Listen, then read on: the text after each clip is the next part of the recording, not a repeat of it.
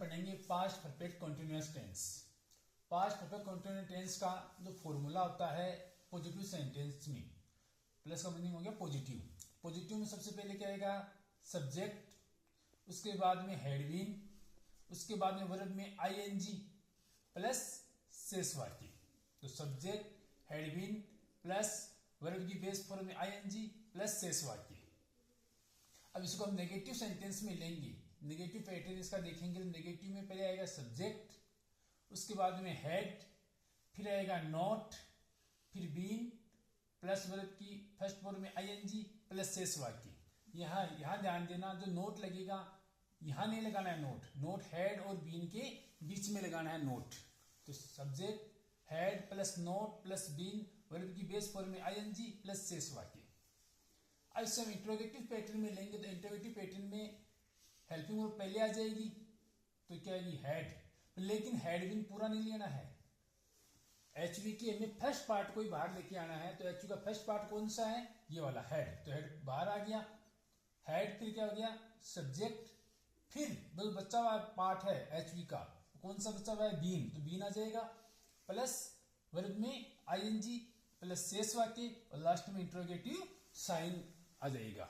ठीक है, अब तीनों के हम एक एक एग्जाम्पल देख लेते हैं। सर मैंने एग्जाम्पल लिखा, she had been working all day. She had been working all day, वह पूरे दिन से कार्य कर रही थी, वह पूरे दिन से काम कर रही थी। एग्जाम्पल देखा, she had been working all day, वह पूरे दिन से कार्य कर रही थी। तो अब एग्जाम्पल में देखो पैटर्न क्या है? सब्जेक्ट, तो हमने सी सब्जेक्ट ले लिया। उसके बाद में क्या लेना है? हैड बीन, तो हमने हैड बीन ले लिया।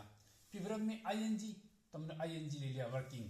फिर शेष वाक्य में ऑल द टाइम पीरियड का समय का बोध हो गया। ठीक है, अब मिलेगा नेगेटिव। नेगेटिव में he had not been exercising regularly, वह नियमित रूप से रेगुलरली क्या नहीं करता है? एक्सरसाइज नहीं कर रहा था, वो नियमित रूप से एक्सरसाइज नहीं कर रहा था। इसका पैटर्न क्या है? सब्जेक्ट, तो ही हमने यहाँ पर सब्जेक्ट ले लिया। फिर हैड, तो हेड ले लिया। फिर हमें क्या लेना है? नोट, तो नोट ले लिया। उसके बाद में क्या लेना है? बीन, तो बीन ले लिया। उसके बाद में वर्ब में आईएनजी, तो यहाँ वर्ब में आईएनजी लगा दी। फिर बचा हुआ शेष वाक्य लिख दिया। ठीक है, अब आगे देखो इंट्रोगेटिव सेंटेंस। देखो इंट्रोगेटिव सेंटेंस का पैटर्न देखो, had she been working all day, क्या वह पूरे समय से कार्य कर रही थी? क्या वह पूरे समय से कार्य या पूरे दिन से कार्य कर रही थी? इसका पैटर्न क्या है? पहले लेना एचवी, एचवी का फर्स्ट पार्ट हैड, तो हमने यहाँ पर हेड ले लिया, एचवी का फर्स्ट पार्ट। फिर लेना सब्जेक्ट, तो ये हमने सब्जेक्ट ले लिया। फिर बचा हुआ टुकड़ा बीन, ये एचवी का सेकंड पार्ट ले लिया। फिर आईएनजी, ये वर्किंग में आईएनजी, एमवी के अंदर वर्ब में आईएनजी आ गई।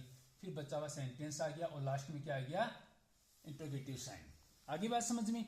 अब देखो पास्ट परफेक्ट कंटीन्यूअस का हम प्रयोग कहाँ करते हैं? इस टेंस का प्रयोग कहाँ होता है? तो प्रमुखतः इस टेंस का प्रयोग हम तीन जगह देखने को मिलता है।